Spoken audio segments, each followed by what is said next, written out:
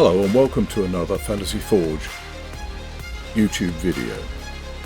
In this video I'll be showing you how I built a simple workshop wall clock from a digital module that I'd found on Amazon. Part of it's 3D printed, the rest is just simple MDF parts made from scrap that I had lying around in the workshop.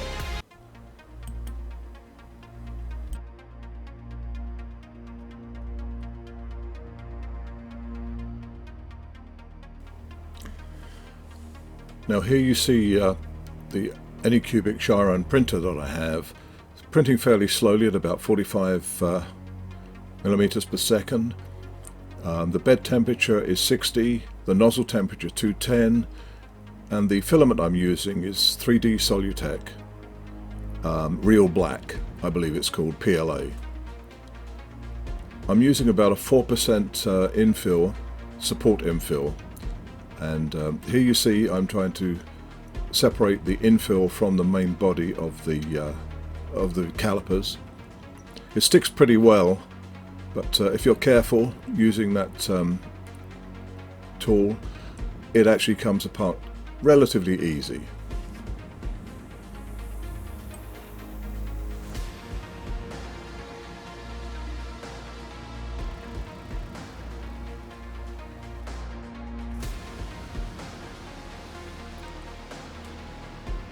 I used about a kilo of PLA on this build.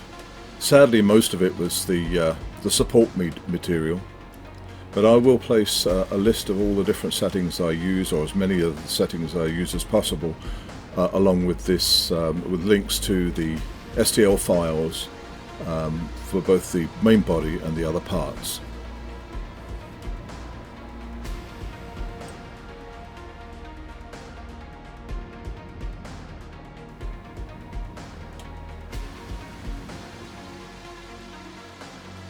Now this is just a simple Tinkercad file, nothing special. You can see I started sanding down the surface to try and eliminate as many lines as possible. This is the clock module I purchased from Amazon. It's a 9-inch module, not expensive, about $20 I believe, and I'll leave a link to that in the list of items below this video. Fits pretty well. It'd be nice if it was straight.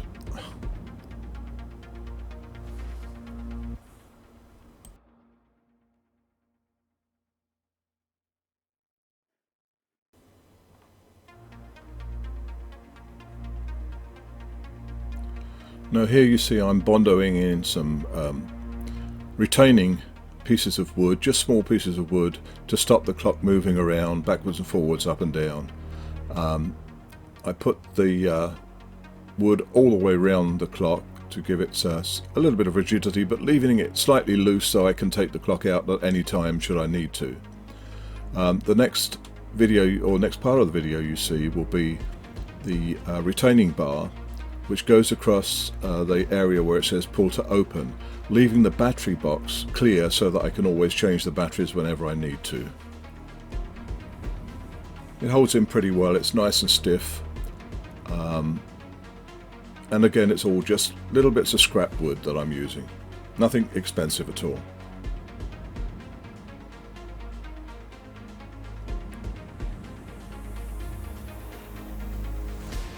Here you can see it with the top and bottom retaining pieces of plywood. Again, put in with Bondo. And it's no thicker than the actual clock module itself, and that allows this retaining bar to go across the back without crushing the clock.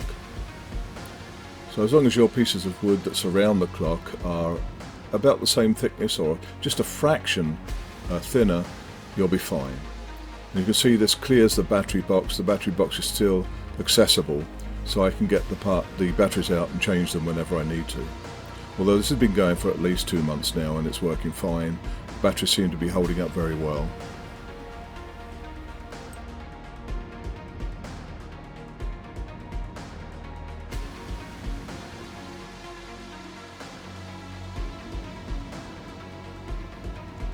Now the blocks I'm putting in now are to actually hold the main bar of the digital caliper.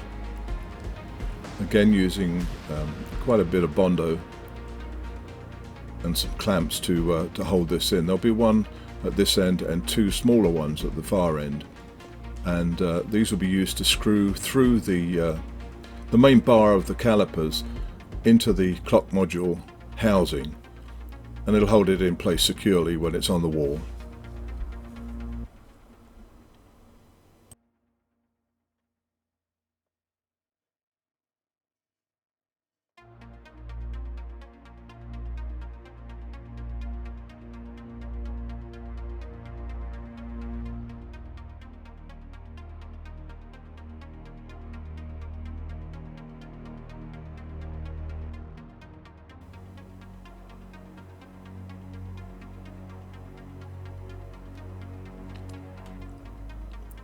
When you apply these blocks, make sure they're level and they don't protrude above the cutout at each end. That cutout is set for a width of about 3.5 inches, and that allows me to put my plywood and MDF main bar in that slot. Now here you see the main body is now sprayed with 2 or 3 coats of primer. Probably give it another 3 coats before I'm finished. It'll get rid of most, not all of the lines, but it'll make it much smoother.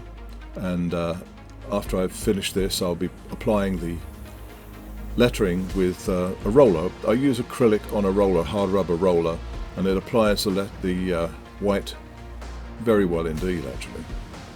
Much better than using a paintbrush.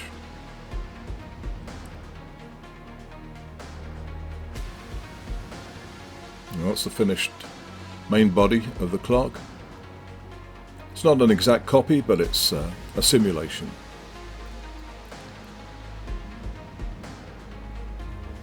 Here I'm applying the vinyl lettering, very simple lettering. It's available from Amazon.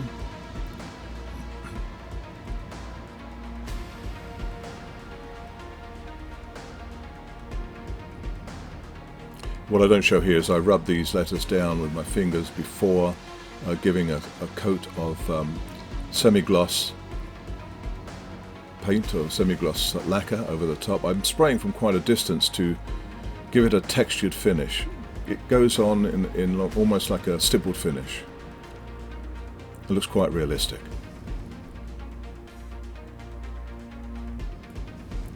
And here I'm using a clear Gorilla Glue available from the Home Depot to stick the parts together, some of the parts. This is just a follow arm for the calipers, and this is available as a separate STL file. The 3 links I'll be leaving in the list below for the STL files.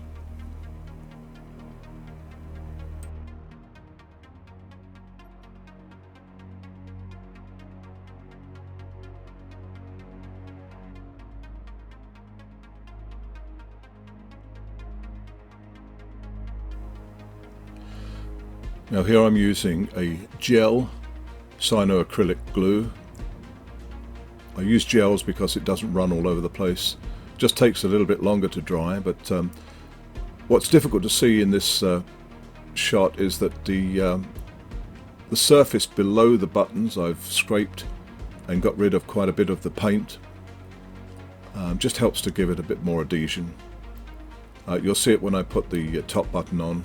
I scrape it with a chisel. It's a sharp chisel, but you could also mask that before you paint it to give it a much better adhesion. If you glue onto paint, sometimes the paint can come off quite easily, but this gel cyanoacrylic seems to hold very well indeed.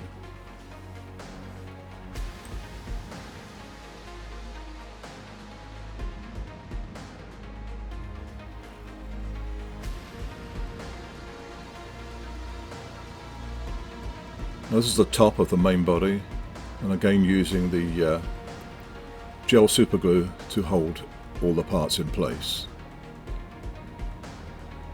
Below that knob is actually a block inside the body, which it's glued into to give it stability. But this is where I have to scrape off some of the black paint and the primer, very careful to not slip. That chisel is quite sharp and it would do a lot of damage to the actual main body. But it takes off the primer and the black paint quite well.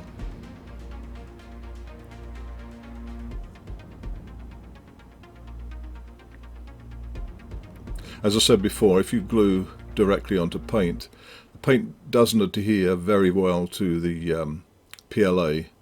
I mean, it's well enough to handle, but it's not sort of a structural bond. Just test out to make sure it fits. On the actual STL file, there are indentations in the actual model, and they should fit your buttons quite well, as long as you don't put too much paint on. Otherwise they're going to require a bit of cleaning and filing and sanding before you actually put them in. It's always a good idea to test, make sure that everything fits before you do any gluing.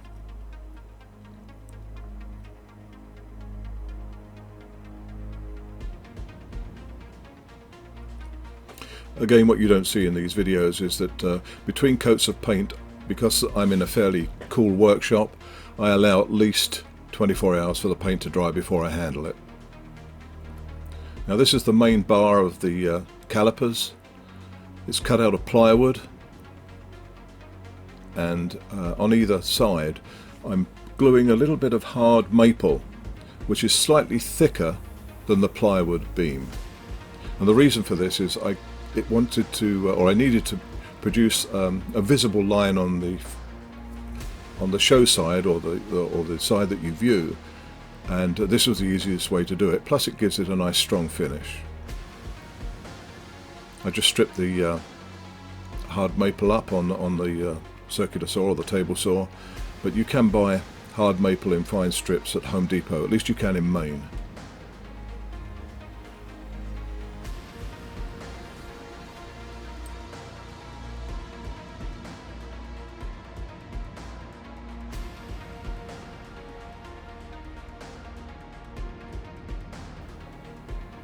Now I've glued and tacked this hard maple strip on both sides, and what I'll do after the glue has dried, I'll fill it with some wood filler, just so that it doesn't show through the paint, because that's going to be painted a bright silver.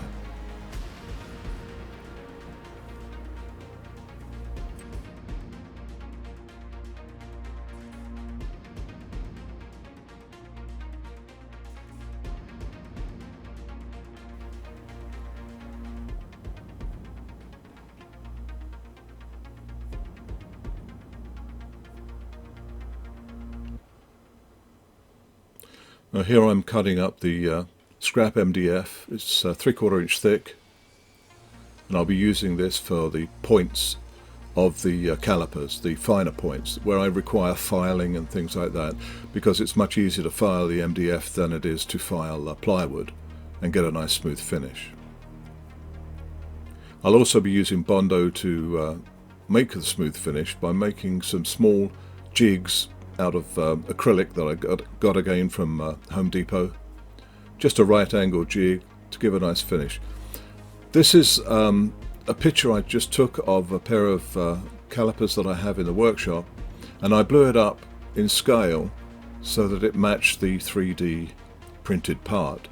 The cutouts for the main bar are about 3.5 inches, and I'll leave that dimension on the actual picture that I leave in the parts list, and it's quite easy then just to cut it out with a sharp knife and spray glue it onto the MDF and use that as a pattern to cut out all your parts. I used a bandsaw and a 12-inch sanding disc to make all those parts, and then used Bondo in places where the parts were quite rough, using acrylic as a surface to bond to. And you'll see that in the next video, where I used acrylic which has a spray wax finish, so it doesn't stick to the Bondo, but the Bondo sticks to the MDF very well indeed. And then give it a light sand and degrease it before you spray any primer on it. If you're using a release agent, you have to degrease that, otherwise the primer won't stick and it'll just stay wet permanently.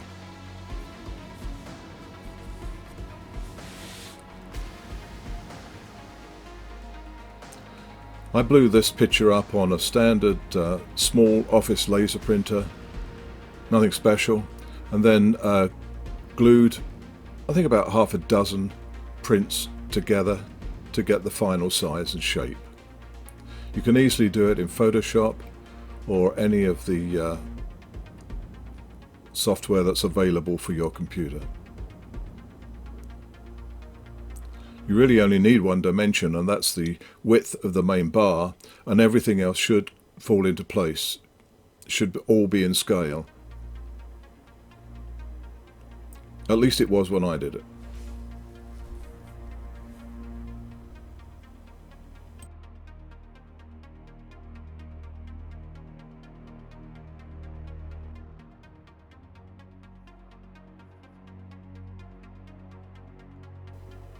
Okay, well this video is getting a little bit long, so what I've decided to do is to split it into two parts. As I said, all the list of accessories, parts, materials, as many as I can I will list below this video on YouTube. But if you have any questions about things that I've purchased, like the spray paint for instance was purchased from Amazon, some from Walmart, and some from Home Depot. The plywood was scrap that I had lying around, the MDF the same, just scrap I had lying around. The PLA material was 3D Solutech, real black, and I used in total about a kilo. The settings for my Anycubic Chiron, I can leave those again in the list below. I think the most important setting is the support setting, because if the Z support is too small, then it's very, very difficult to get it apart. But I look forward to seeing you again in the next video. Have a good day.